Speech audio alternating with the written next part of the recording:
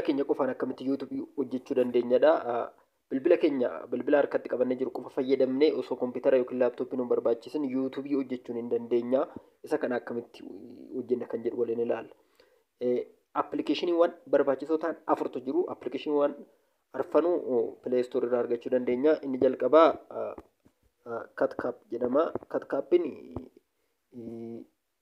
appilikeeshinii viidiyoo tokko edit gochuudhaaf nu tajaajila jechuudha. CutCapin kun isa kana jechuudha. Kunoo ishee tana ani waan download godhee jiruuf open qofa jettee jirti. Isin garuu install godhattanii itti viidiyoo edit gochuu dandeessu jechuudha. Viidiyoo record gootan yookiin viidiyoo waraabdan tokko edit ittiin gochuu kan dandeechan CapCut jedhama jechuudha.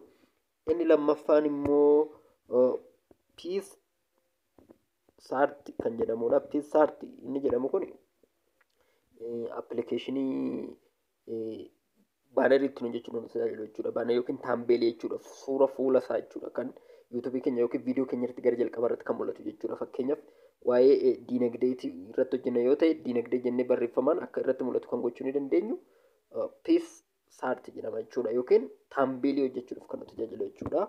Inni lammaffaan immoo screen recorder jenna. Screen recorderiin kun fakkeenyaaf nama bilbiluma koo fayyadameen hojjechaa jira. Bilbiluma koo kana record kan naa godhu jechuudha. Osoo kaameraa nan barbaachisin bilbila koo fuula isaa yookiin screen isaa record kan naa godhudha. Inni gosa hedduutu jira. Isaan keessaa ani kunoo ishee tana filadha. Ishee screen recorder plus video recorder jettu tana. Isheen tuni waan hedduu nu tajaajilti. Inni tokko bilbila screen keenya record gooti. Inni lammaffaan immoo sagalee odoo inni amma haasaa jiru kanas record gooti jechuudha. Kanaafiyyuu ishee tana yoo filattan bareeda jechuudha. Inni kan biraa kan isheen namatti toltu no watermark hin qabdu jechuudha. Firiidha. Kanaafuu kana buustanii itti fayyadamuu dandeechuudha jechuudha. Kanatti aansee kan jiru amma tokkoffaarratti screen recorder, PicsArt, CutCapidhaa fi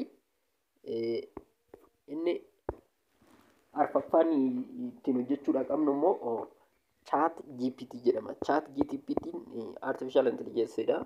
Inni kan nu tajaajilu wantoota nutti ciman jechuudha. Fakkeenyaaf asirra kunoo isaa kanaadha.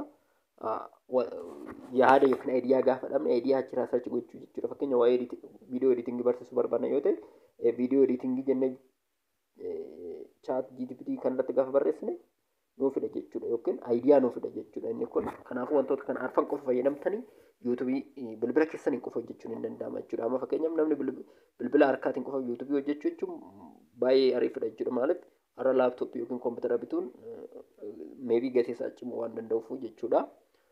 Galatooma yuutuubii kana immoo sabskiraayib gochuu hin dagatina.